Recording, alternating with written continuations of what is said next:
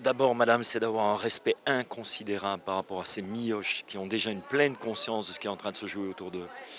Et puis, je pense que c'est créer des contextes de sécurité où leur parole ne va pas se retourner contre eux.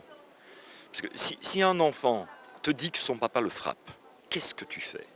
Est-ce que tu vas faire éclater la famille en allant au SAG, etc. Ou bien est-ce que toi, tu vas redevenir un travailleur responsable qui dit « Attends, ce que tu es en train de me dire, si tu m'en parles, c'est parce que tu souhaiterais quoi ?» Et moi, les enfants, en tous les cas, moi, ceux avec lesquels j'ai travaillé, même à 6-7 ans, ils sont capables de dire « Mais je veux plus que papa fasse ça. » Et puis tu les regardes en disant « On va aller rencontrer papa, non ?» Le problème, c'est que de plus en plus, on est dans une société où les travailleurs de terrain pensent qu'il y a quelqu'un d'autre qui va être mieux capable qu'eux. Moi, je suis « Non, redevenons contagieux. Nous sommes compétents. Merde, on est des éducateurs spécialisés. Pourquoi est-ce qu'il y a spécialisé à côté d'éducateurs? Non, c'est parce qu'on est spécialisé pour aller au front, pour ne pas avoir peur de nommer des choses difficiles et les travailler avec les gens.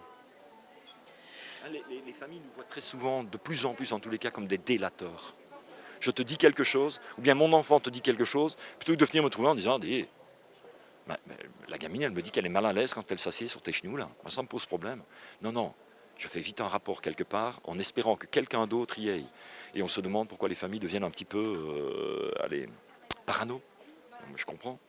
Elles se confient parce que tu as créé une relation de confiance, puis elles apprennent que, hop, c'est d'une malhonnêteté, c'est honteux.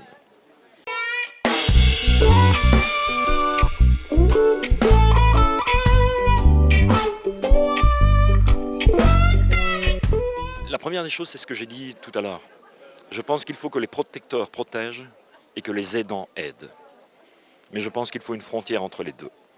Tu vois, le président Sarkozy en France, une des décisions qu'il a prises, c'est que les flics ne pouvaient plus créer des maisons de la culture ou des espaces pour les jeunes dans les cités.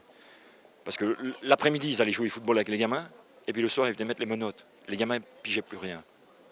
Donc moi, si je travaille au SAJ, je suis là pour dire est-ce qu'il y a un danger pour l'enfant ou pas. Et puis je termine en disant aux gens, voilà, moi j'estime qu'il y a du danger, ou vous bougez votre derrière de telle manière à me sécuriser, et c'est correct, ou bien vous ne le faites pas, et moi je prendrai des décisions. De telle manière à ce que moi, quand je reçois la famille et que je suis l'aidant, je peux dire à la famille, pas quel est votre problème, non, c'est qu'est-ce qu'on va mettre en place pour sécuriser la personne qui pense qu'avec vos enfants ça ne va pas. Donc c'est accepter de jouer, mais vraiment clarifier les rôles. Tant que les rôles sont mystifiés. Alors on me dit souvent, oui, mais un père peut faire les deux. Mais on n'est pas dans une histoire de famille ici, hein, on est dans les histoires institutionnelles. Hein, un juge doit rester juge, et d'ailleurs les juges le savent très bien.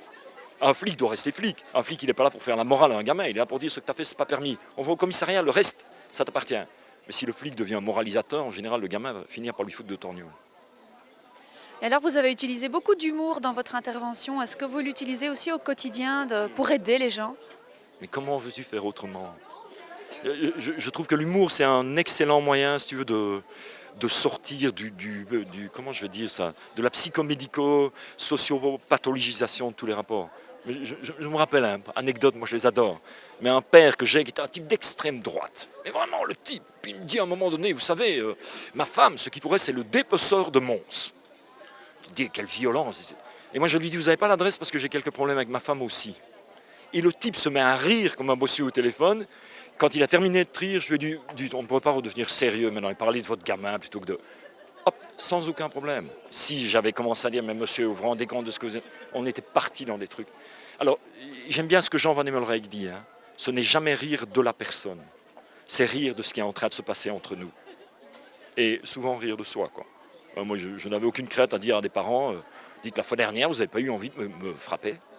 Comment j'ai pu être aussi mauvais avec vous? Et puis t'as les gens qui disent, ah si. Et puis moi je pouvais leur dire, mais pourquoi vous ne me l'avez pas dit alors?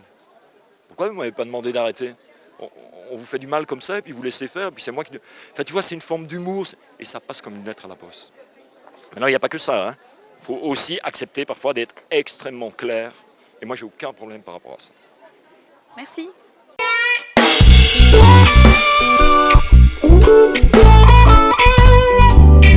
Thank you.